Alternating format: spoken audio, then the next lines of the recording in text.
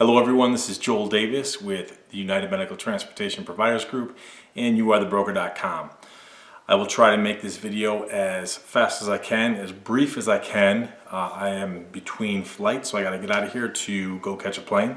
So before I go, because I'll be gone for a while, I wanted to answer some of the popular questions you guys have been sending. I really appreciate it. I had my team, I told them, I said, just give me the top 5 questions. We can't answer all these emails. Just give me the top 5 questions and I'm going to try to adjust them as fast as I can in no particular order. I would say the most popular question that they told me was regarding why I'm only sharing 2 sources of revenue. As I mentioned before, I'll openly be talking about the deliveries and the express moves. The other sources of revenue I'm not going to share because that's going to be reserved exclusively for our licensees. So let me dive in no particular order. I'm going to give you probably 5 very popular questions unaffiliated with the 2 sources of revenue. And after I read these quick questions, I'm going to, just so you can keep things in perspective, I'm going to read you a very quick email we got from someone who we worked with a long time ago who's very successful in the NEMT business. And I'm going to read you that quick email to kind of give you perspective.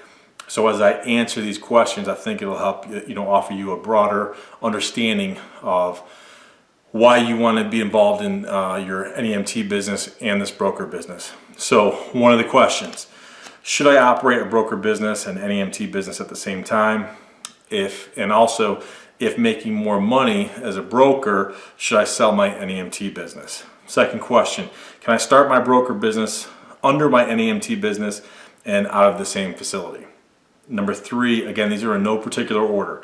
Why wouldn't I offer this opportunity, the broker business, to new NEMT providers and independent operators? Another question, why are we licensing zip codes? And also included with that question, can I operate outside my licensed zip code? And then another 5th question, again, in no particular order, but very popular, has to do with our surcharges. Can I share more insight regarding the surcharges? That seemed to be a very popular one because I think it really demonstrates how much money you can make as a broker. And again, that's just tip of the iceberg. So let me read a quick email. This is from Linda from K-Town Transportation. Linda, thank you so much for sending us this email. She writes, Joel, I'm very excited to hear more about youarethebroker.com. Our NEMT business is very successful. We are in our 10th year with over 60 vehicles. It all started one night in 2008 when I found your manual online. I've been looking and thinking of another business, especially with Amazon Fulfillment Center in our backyard. Can you please send me more information in the application? So let me read that again real quick. Joel, I'm very excited to hear more about youarethebroker.com. Our NEMT business is very successful. We are in our 10th year with over 60 vehicles. It all started one night in 2008 when I found your manual online. I have been looking and thinking of another business, especially with Amazon Fulfillment Center in our backyard. Can you please send more information in the application? So let me go back up to the very first question. I got my notes in front of me, so let me go to the first question. Should I operate broker business and NEMT business at the same time? If making more money as a broker, should I sell my NEMT business? Well, again, the reason I read Linda's email to you is to put things in perspective. Take Linda, for example. She has been in business for 10 years. She has over 60 vehicles. If she's slamming like that and making a lot of money, why would you want to sell it? Unless it's part of your exit strategy and it's time for you to cash in while the cashing is good and make a lot of money, why would you sell your business if your business is successful? If you are a successful and established business owner, you're doing exceptionally well with your NEMT, leverage that platform. Leverage that platform to build your broker business and build other businesses. Why would you want to sell it if you're profitable and doing exceptionally well? Again, the only reason why I would encourage someone to sell their business is if it's the opportune time. You see the writing on the wall, it's a great opportunity. It's in conjunction and complements your overall vision, and you know you're going to cash out and make a good return on your investment, then I would tell you to sell your business. But in terms of should it be one or the other, absolutely not. That's exactly why we're looking for established, credible, experienced business owners to come in and to be licensees in our broker business. We want to partner with experienced people who are well-versed, well-experienced in growing and scaling their business. Obviously, Linda is someone we want to partner with because in 10 years, they have over 60 vehicles, and she started with just our information, our material, and worked with her several years ago. She's, taken the bull by the horns and done exceptionally well. So again, sell only if it's time to sell, not because it's one versus the other. It's not right versus wrong, black versus white. It's a matter of what is the best strategy for you overall. Let's go on to the second question. Can I start my broker business under my NEMT business and out of the same facility? Yes, you most definitely can start out of the same facility. Again, as I teach you the broker business, I'm teaching you this in such a way you really have no assets. Again, as of right now, I'm heading into my 6th year of my broker business. We operate in 5 states. I can assure you, I do not have a fleet of vehicles. I don't have a large mass of employees spanning these 5 states. Not at all. So technically, with my broker business, I can operate from my iPad. I can operate from my cell phone. So can you operate out of the same facility? Absolutely. As I mentioned before in a previous video, all the people who answer my phones, they literally stay at home. They are 1099 subcontractors, so I don't need them to come to my office. So again, leverage your current success. Use it as a platform to build, expand into other venues, profitable venues like a broker business. But in regards to, can I use my existing business, like if, for example, if you are a LLC or a S Corp, I would tell you to form a new business, and I will definitely go into much greater detail in my material. I would tell you to form a separate legal entity, and the reason I say that is, again, take Linda for example. If Linda has over 60 vehicles and in the future she wants to sell, you don't want any commingling of these two businesses together. Let them be mutually exclusive. As I mentioned in previous videos, these two businesses, your NEMT business and your broker business, are mutually exclusive. You don't target the same market. You don't practice business the same way. They are definitely mutually exclusive. So if you bring your broker business up under, if you're an LLC or an S Corp, and you start your business under the same entity, what happens when it's time to go to try to sell? I wouldn't advise that. And again, I'm going to go into much more detail in my training material, but let's keep those things separate. Again, we know that the NEMT business industry is continuing to boom. It's going to double by the year 2030. So go grow that venue. At the same time, completely separate, mutually exclusive, you could build your new source of revenue, your new broker business. Third question, why won't I offer this opportunity to NEMT providers, new NEMT providers, and independent operators? Again, I mentioned before, and I already touched upon it, we need established business owners because we want people who are competent, capable, can, from start to finish, can expedite their growth. We want them to go, I call it 0 to 60. We want them to go to 0 to 60 within the first year. We want you up and running, making money, being diversified, building a strong team of contractors, building new sources of revenue within your broker business. So you need to be able to grow and scale. So another thing is, not only beyond just the experience, we want you to make sure that you have money. So this coming in as a licensee is a higher price point than buying an ebook or some of my DVDs. So a lot of newbies out there, they'll complain about, I can't afford the ebook, I can't afford the DVDs. You're not going to be able to afford this. And I mentioned before, I don't say that to belittle anyone, but it's just the reality of the circumstances. Another reason why it's critical, and this is important, one thing I'm going to teach you, I mentioned, I operate my entire broker business from my laptop or my iPad or my cell phone. So our entire business is run online. So think about this. If everything is run online, we process work orders online, which means we're accepting Visa, MasterCard, Discover, Amex, all major credit cards. That means we're dealing with merchant accounts and gateways.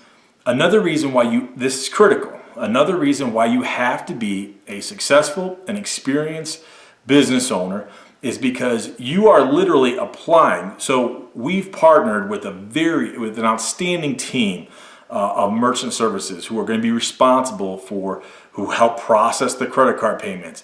We've partnered with Authorize.net. Authorize.net is owned by Visa. Authorize.net is the world's largest gateway. Now, when you're applying for these, in order to make your broker business successful, in order to make your broker business mobile like mine, in order to make your broker business you can operate from anywhere, you've got to be able to do everything online. So you literally have to set up a merchant account and a gateway account, and we're going to walk you through it. And again, we got an outstanding team of attorneys. Our merchant services are outstanding, and they're literally going to be on the phone walking you through this to get it up and running. Well, in order to do this, in order to be approved by authorized.net/Visa, that means that you're going to have to demonstrate you are a reliable, competent, capable business owner and you have a proven track record. If you're a newbie, you may not be approved. So it's not just Joel Davis saying we can't partner with newbies, we can't partner with independent contractors. It's almost, I don't want to say it's like applying for a loan, but you literally have to be approved by authorized.net. And they're going to give you, credit limits in terms of how many, because you're going to be processing work orders every single day. When I say that this broker business is 7 days a week, it's 7 days a week. And I know in my previous video I talked about processing 10 work orders a day. If you can't do 10 work orders a day, you shouldn't be in any business. I'm telling you, you're going to have 10, 20, 50, 100 work orders a day. That means in order to make sure that all these work orders are processed online so that you are always mobile, then that means authorized.net/Visa, they're going to need to make sure that you are approved. So it's not that Joel Davis is trying to say, hey, we don't want any newbies or we don't want subcontractors, because they're legitimately going to look at your other business and say, hey, okay, they're successful, we're going to approve you. We want to do business with you. So it's critical. In order for you to be successful with youarethebroker.com and everything I'm going to teach you, you got to be a successful business owner. Again, leverage your existing platform to be successful with this business.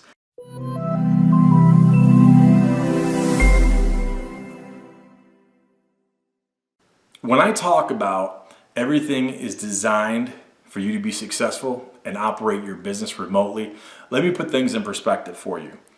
We operate in 5 states. I know I keep saying that, but I'm going to be honest.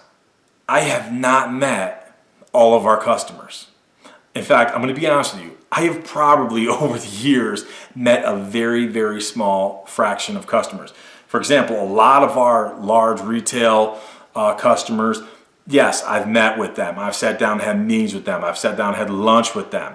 But especially a lot of our smaller ones, I'm going to be honest with you, I haven't met them personally. That's where my team has done an outstanding job meeting with them. Our regional directors. Now, all of my regional directors, they were all contractors. And I told you before, in my material, I'm going to break it down. I'm going to explain the whole process of your contractors, your regional directors, and why you want to implement a strategy of regional directors. Regional directors have systematically and exponentially multiplied my business. I have not met all my customers, not even close. I have not met all my independent contractors. I'm going to be honest with you. A lot of them I have, even more I haven't. All my regional directors, yes, I've met all my regional directors. All my contractors, I haven't. Again, keep things in perspective. We're in 5 states right now. So let me go back, touch real quick on what I was talking about with the gateway and the processing and authorized.net and Visa. Do you think that we have the ability to go out, Joel Davis, and literally swipe credit cards? Absolutely not. We don't swipe a single credit card.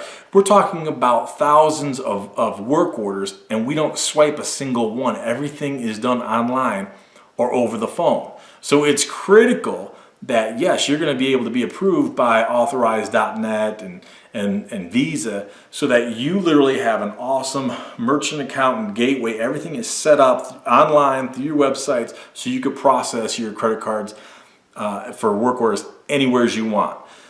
So let me jump back to customers and contractors.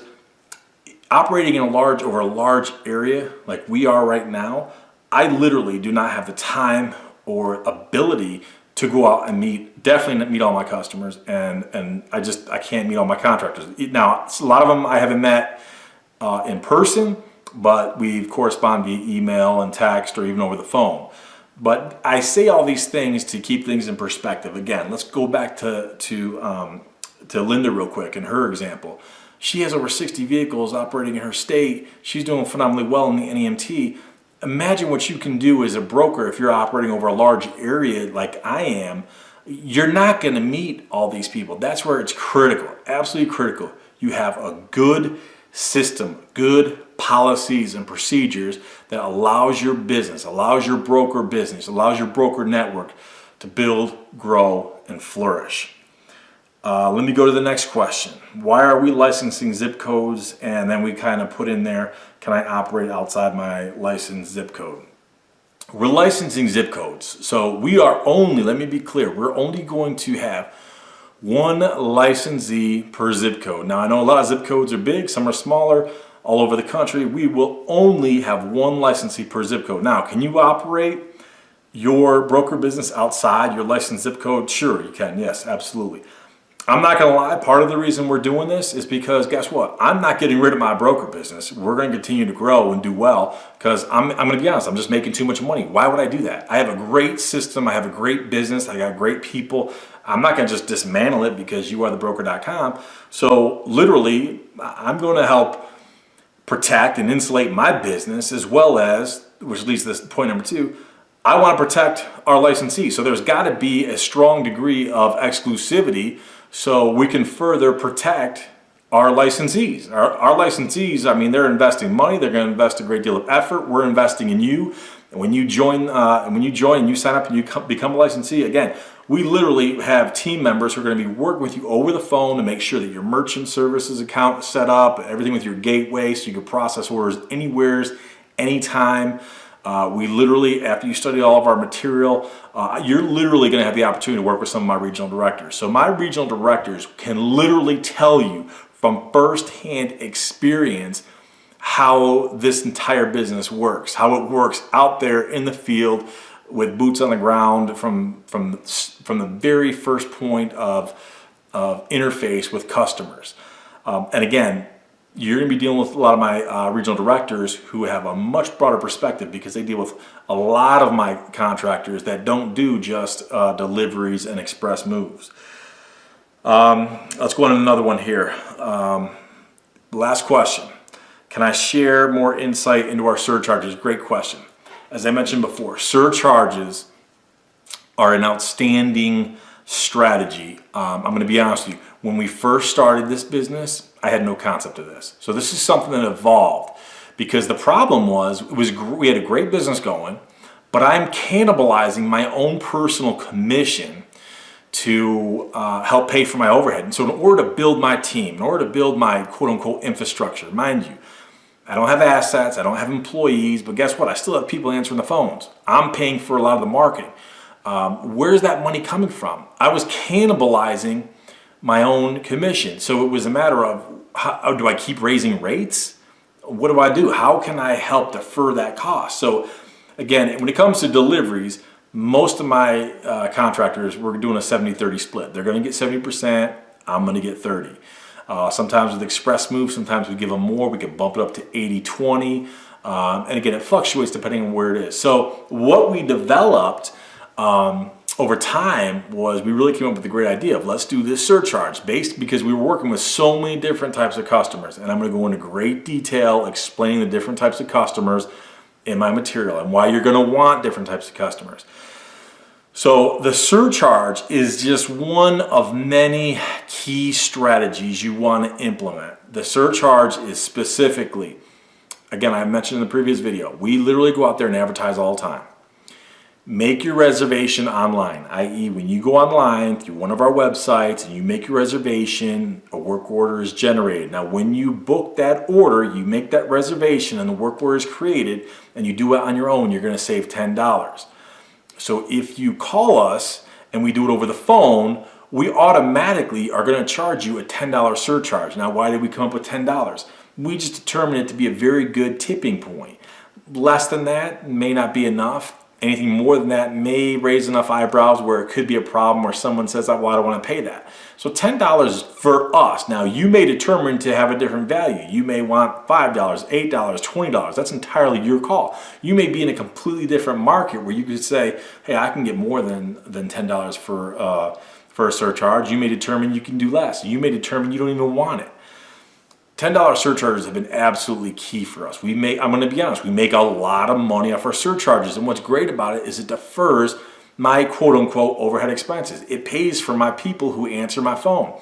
It completely negates and covers my personal expenses for paying for my merchant services and processing all my Visa, MasterCard, Discover, Amex. All the credit card payments are covered with that. It allows me to give extra commission to my regional directors for all the work they do in managing their contractors and all those work orders. So those $10 surcharges, they add up to a lot of money. And again, I'll give you the quick example. Consider, let's say you are charging $10 like we are.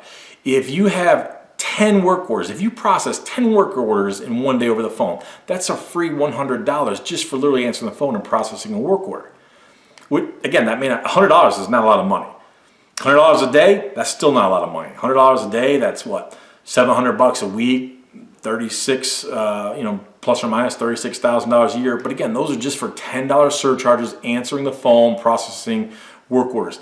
But again, project that out. What happens when your broker business is doing 20 work orders in a day, 50, 100? Imagine when you got 2 contractors, 5 contractors, 15, 20, 25 contractors. Imagine how many work orders you're going to be processing. Again, why did I illustrate Linda's email? Why did I talk about that first? If she has over 60 vehicles, imagine how many employees she has. Imagine the region that she covers. I can only assume it's over a vast area. Imagine when you duplicate the same thing in your broker business and now you have a small army of contractors. Do you realize how many work orders you're going to be processing in a day? You know how many you're going to be doing online? How many you're going to be doing over the phone? Do you realize when you do them over the phone how much you're going to get in surcharges? And again, I am only scratching the surface. There are a lot more strategies that I'm going to continue to explain. But again, you please be respectful. I just can't go into everything and give it all away. I know there's a lot of freebie experts out there. They devour all the free stuff and go with it. But please understand, to keep things in perspective, I got to protect a lot of this information so that I protect our licensees.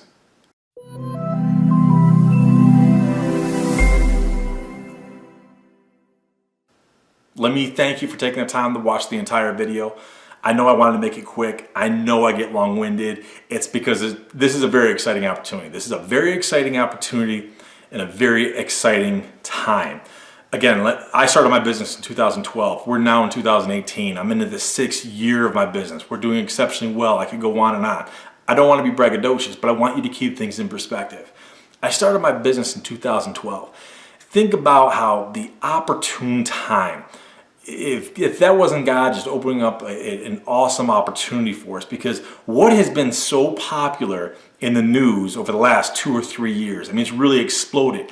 It's all these same-day deliveries. It's the Amazons, the Walmart.com, the online shoppers, the revolutionary changes to retail versus online shopping, and people want it now. They want it same day, next day, within 48 hours. So just in regards to the delivery, aspect that I've talked about in previous videos and this videos, think about the opportunity. Just with the deliveries, I'm not even talking about express moves. I'm not talking about all the other sources of revenue. Building a broker business now, I can't underscore this enough. We are in a great revolutionary time, a great opportunity. Our economy now is booming. And with a booming economy becomes more and more opportunity, not just for this broker, but for other businesses. So I encourage you, if you're an established, experienced, successful entrepreneur and you see the opportunity, you're of like mind, you have that $1 million mindset, you're a millionaire mindset, then I encourage you, take advantage of this opportunity. Again, I'm going to continue to spoon feed you more and more information over the coming weeks. I really appreciate the emails. They're great. Understand, we cannot get to them all. It is what it is because we have a lot going on. Not only am I continuing to work in the NEMT business and this broker business, but I keep my people very busy. So understand, I'm not going to be able to get to all your emails. I do appreciate them. So that's why I try to consolidate them with the popular question type strategy so I can kind of answer as many of them as I can at the same time. So I encourage you, if you have that $1 million mindset, if you're a millionaire, a like-minded millionaire, that $1 million mindset, and you see the opportunity, I encourage you, take advantage of this opportunity. I'm going to continue to spoon feed you information over the coming weeks, and I'm going to bring you guys in even closer, and we're really going to filter out who's serious and who's not, and then we're really going to take this opportunity to the next level. So again, I really appreciate you watching this entire video. I apologize for being long-winded, but it's time for me to go catch a flight, so I will see you at the top.